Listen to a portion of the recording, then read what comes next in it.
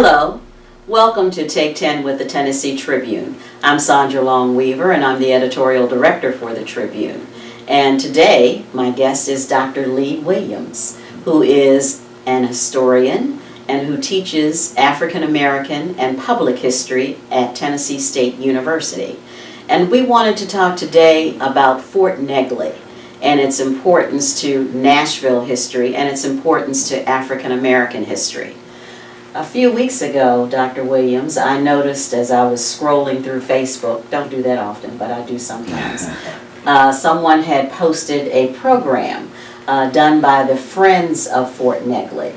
And a number stuck out to me, and it was 2,771. Tell me what that number means and its significance.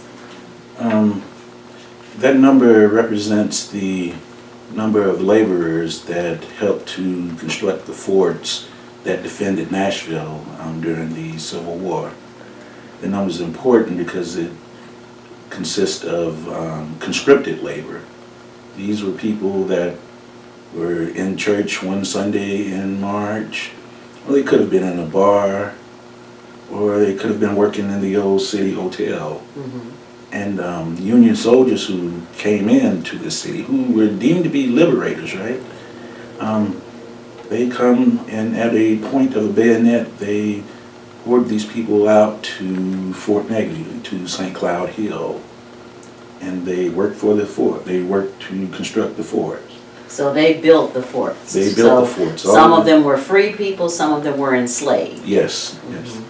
Mm-hmm. And the number is significant because that's the number that we know about, because those are the names that are listed in the record that says that, hey, we either have paid them money or we owe them money.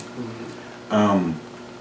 But in terms of the number of people that were actually out there, that's a gross underestimate. Oh, really? Because when once that fort is constructed, and we're talking a period from March to December 1862. Okay. So 9 months, 10 months. Yeah. That space becomes a beacon of liberty for African Americans throughout Middle Tennessee and Alabama and so forth. Mm-hmm. The campfires that they see at that fort during the dark, and you say you're a fugitive slave and you see that campfire, that fire represents liberty. So for many African Americans, many of them who are residents of Nashville today, they're descendants of residents of Nashville today, their first taste of freedom came at Fort Negley. And that's why that site, at least in my mind, should be a space that we celebrate. Because we're mindful that these folks didn't come here empty-handed. Right. They brought their culture. So if you like music and you listen to music here in the Music City, a lot of the stuff that you pat your feet to or snap your fingers to was a result of what these folks brought with them when they came to Fort Negley. Exactly. So Fort Negley was the attraction if you were enslaved. If you knew if you made it to Fort Negley, you would then be a free person. That's where freedom lies. Mm-hmm. But we're also mindful that there's that was a heck of a first taste of freedom. In what sense? Many of the networks that was established to care for ourselves, our health networks, how we treated each other when we got sick, mm-hmm. that broke down out there. At Fort Negley? At Fort Negley, and any time you talk about a contraband camp, mm-hmm. that breaks down. The record clearly states that those places were characterized as places of death, places of disease, places of extreme poverty. Mm-hmm.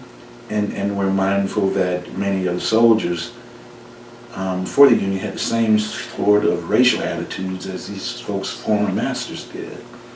So they are here and they're dying in large numbers. And this kind of speaks to another issue that I have with Fort Negley.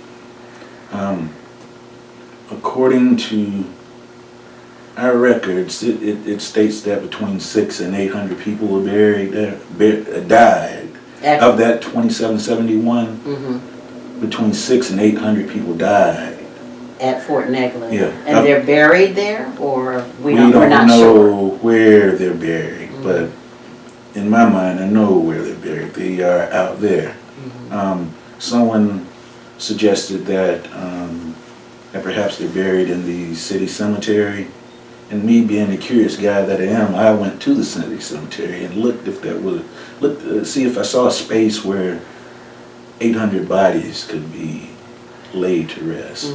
And the answer is no. Okay.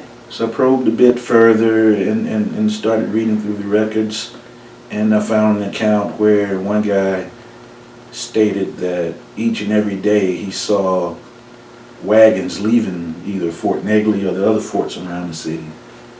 And he said there were about 30 bodies on these wagons every single day. So they were dying and they were taken somewhere. Taking them somewhere, and this is the thing that really struck me. He said that they were burying them without coffins.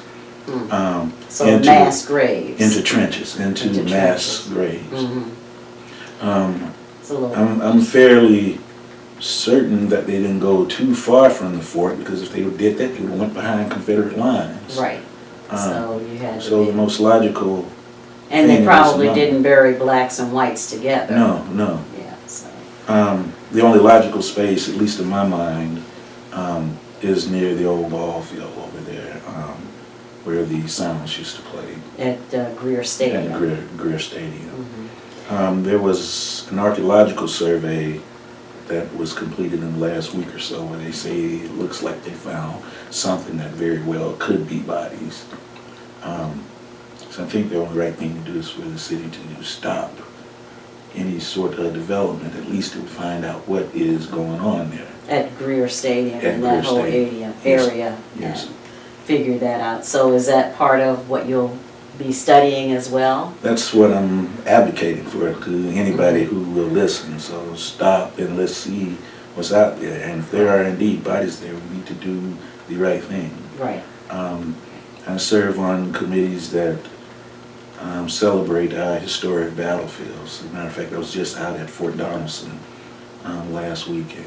For reenactment or just? No, this is just, we're trying to conserve, to save these battlefields. So I visited some areas that it's not really open to the public. Right.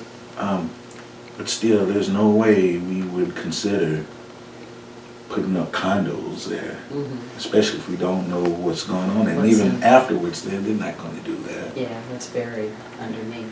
Well, tell me a little bit about what, you're on the board of the Friends of Fort Negley. Right. And so what is it that the board is hoping to do concerning Fort Negley? We want to keep that area a park area. It's a park. And before they constructed Greer, that Greer was part of Fort Negley Park. I'm not really positive on the inner workings that allowed the baseball field to be built there, but it was built there. But I do know this, there wasn't any archaeological survey conducted at that time to find out if something was there. And this is during a period of time where the city really didn't pay much attention to African American sites. And even if they did, it was it's always easy to sacrifice or to assign meanings to our spaces that suggest to the public that they aren't that important. They're not, they don't have much value. Yes, exactly. So And a clear example, this is I-40 coming through this community and how it displacement. And this community being Jefferson Street. Yes. And separating this area from the rest of the city. The rest of Nashville. But when I talk about this in class, I talk about it in terms of being part of the same narrative, because you see sort of the same thing playing out. Deals that are being made that the general public may or may not be knowing about, public meetings that some people show up to and some people don't because they don't know about it. But what's going on here really needs to be done in the open, and for everybody to be able to see what is going on, and for African Americans too, because this space is central to our history in this city. central in terms of many of our ancestors first tasted freedom out there.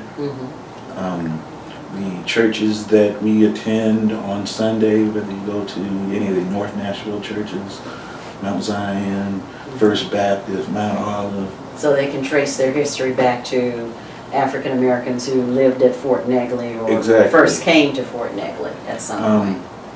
Nelson Mary, who figures prominently in the history of several churches here. Yes.